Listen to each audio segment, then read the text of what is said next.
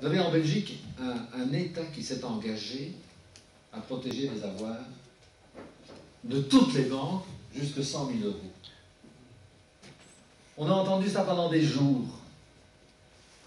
Et après avoir entendu ça pendant 8 jours, vous aviez encore des petites gens qui allaient retirer leurs sous de Fortis d'ailleurs, par manque de confiance dans le système.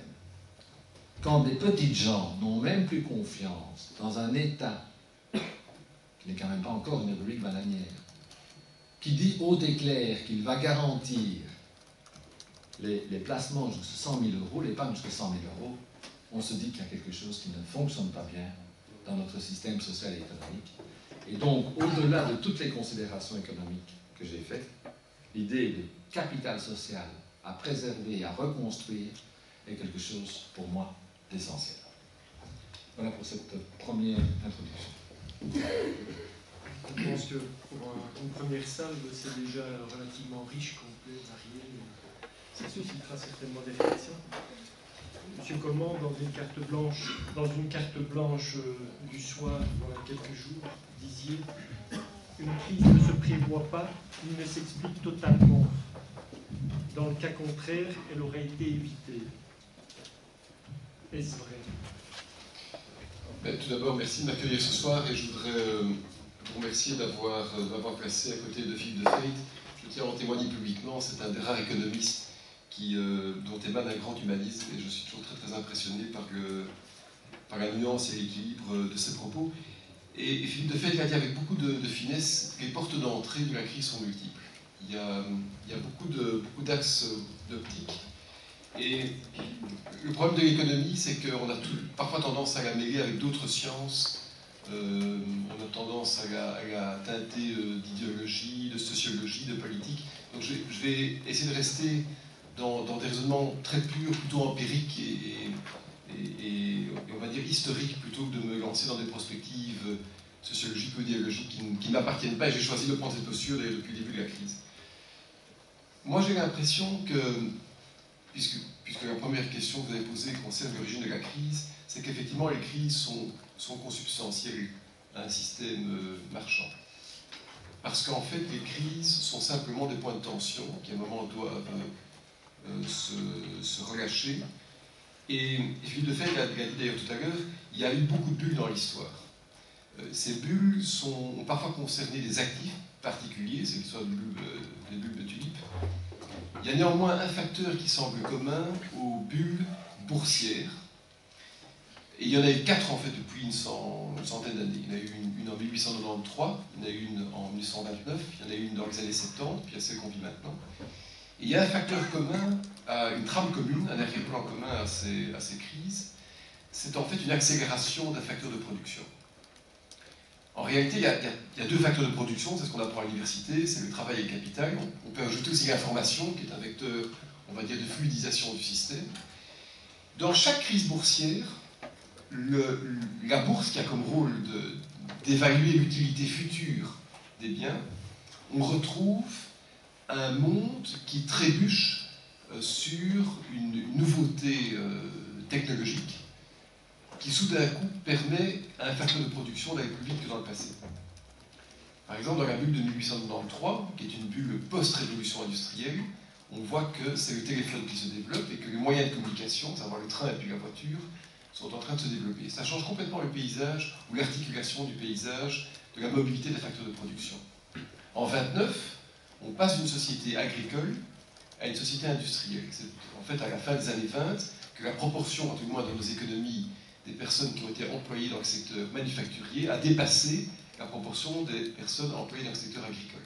Et donc on change de sociologie dans notre biotope, on va dire, industriel. Et concomitamment, la radio, qui est un moyen de transfert d'informations, est en train de se développer. Je relis d'ailleurs, c'est assez intéressant à lire et très instructif, le livre de Galbraith sur la crise de 29. On voit qu'une des premières entreprises qui a fait faillite, c'est une entreprise qui portait sur des actions de radio, et que c'est aussi une crise de chemin de fer. Et la crise des années 70 relève de la même ADN. C'est en fait à ce moment-là, dans les années 70, que la proportion des gens qui travaillaient dans le secteur secondaire a été dépassée par la proportion des gens travaillant dans le secteur tertiaire. On parlait à l'époque un peu naïvement, je le dis dans l'article, de la société des loisirs. En même temps, l'informatique se développe. Donc on a de nouveau un changement socio-économique. On a un facteur de production qui devient de plus en plus mobile, c'est l'information, avec un ajustement du travail du capital et une libéralisation progressive des flux de capitaux, Philippe l'a dit tout à l'heure, qu'on voit vraiment émerger dans les années 80.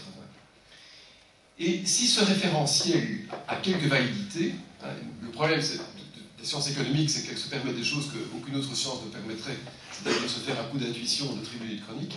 Mais si cette intuition est correcte, alors je crois que la crise qu'on vit maintenant, d'abord, est la réplique sismique de la crise qu'on a vécue en 2000, qui était la crise Internet, mais que c'est la crise de la fluidité totale de l'information.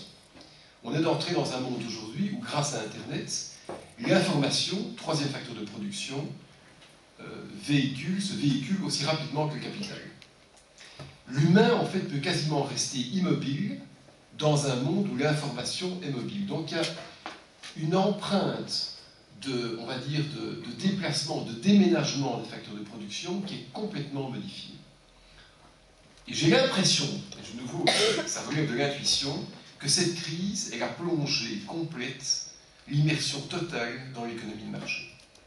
C'est-à-dire une économie où le capital et l'information sont deux exosphères qui tournent autour du globe, et où en réalité le capital va pouvoir, avec une rapidité foudroyante, trouver ses opportunités d'investissement avec une efficience, au sens actionnarial, parfaite, et où l'humain, en fait, sans devoir bouger, devra s'adapter à cette rapidité de circulation du capital en développant, par exemple, des capacités intellectuelles de compréhension de l'information assez importantes. Et quand on y réfléchit, et là je vais peut-être utiliser le référentiel idéologique que Philippe a cité tout à l'heure, parce qu'il y a fait référence, quand on réfléchit au grand débat idéologique, très très simplifié, je n'ai pas beaucoup de prétention en la matière, mais au grand débat qui a opposé la gauche et la droite depuis à peu près 150 ans, le débat a porté sur la vélocité, sur la vitesse d'ajustement des facteurs de production. La gauche a dit, mais le capital va trop vite, ramener le rythme du capital à l'immobilité relative du travail, tandis que la droite a dit, mais non, le travail doit s'ajuster au capital jusqu'aux extrêmes du modèle américain, où on considère que le travail est une externalité, voire une variable résiduelle. Bien aujourd'hui, pour moi, le débat est clos. Aujourd'hui, le débat est quasiment clos, à tout le moins dans un modèle d'économie marchande, puisque l'information circule à la vitesse du capital.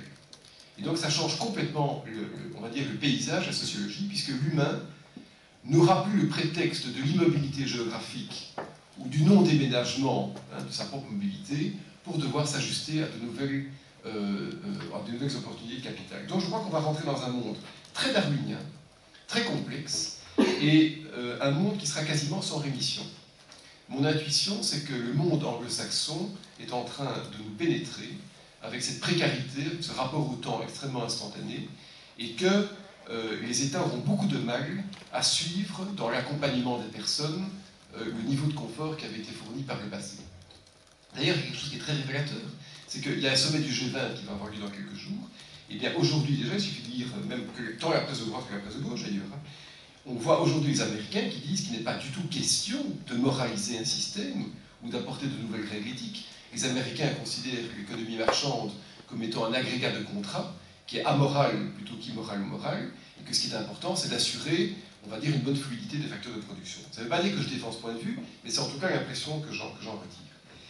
Et là, je vais peut-être m'opposer de manière un tout petit peu marquée à Philippe, mais je crois que c'est très dangereux, de se référer trop souvent au modèle d'après-guerre et à ce système où, à juste titre,